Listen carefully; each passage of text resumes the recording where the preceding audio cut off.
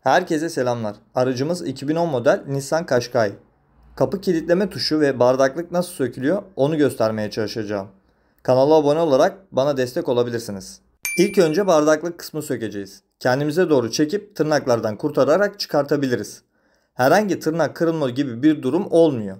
Kilitleme tuşunun olduğu yeri sökmek için ise alttan hafif kastırıp sağ tarafında bulunan tırnağa hafif baskı uygulayarak sağ tarafı çıkartalım. Sağ taraf yukarı kalktıktan sonra sağa doğru baskı uygulaması yapın ve yukarı doğru çekin.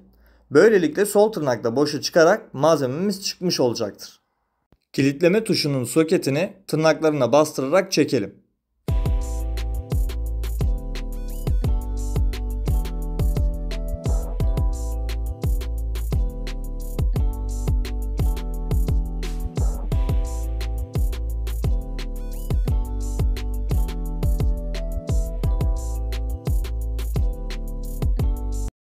Tuşu gövdeden sökmek için üst ve alt kısımda bulunan tırnakları kurtarıp bir yandan da parmağınızla tuşa basıp çıkmasını sağlayın.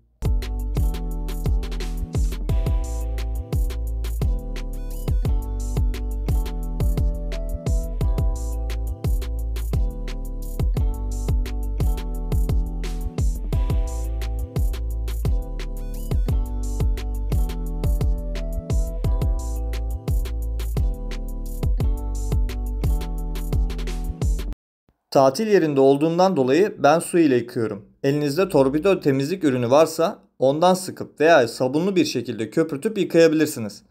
Parlamasını isterseniz de plastik parlatıcı veya lastik parlatıcı kullanarak parlatabilirsiniz.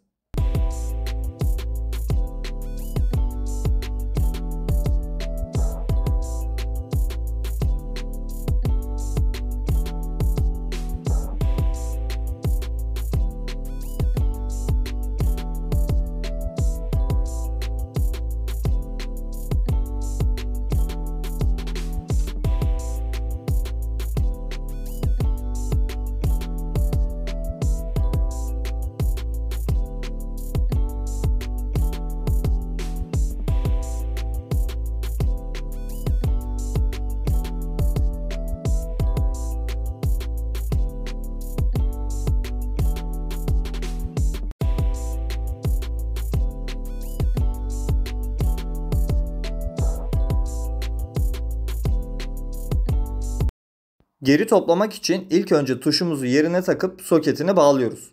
Soketi taktıktan sonra kontrol amaçlı deneme yapabilirsiniz. Daha sonra yerine yerleştirip sağ ve soldan baskı yapıp tırnaklara oturtturalım. Bu işlem bittikten sonra bardaklığımızı da aynı şekilde yerine oturtup baskı uygulayalım. Bu şekilde kilitleme tuşu nasıl sökülür? Bardaklık ve cep kısımları detaylı temizleme işlemi bitmiş olacaktır. Yardımcı olabildiysem ne mutlu. Kanala abone olmayı, videoyu beğenmeyi unutmayınız. Başka araç ve videolarda görüşmek üzere. Kendinize iyi bakın.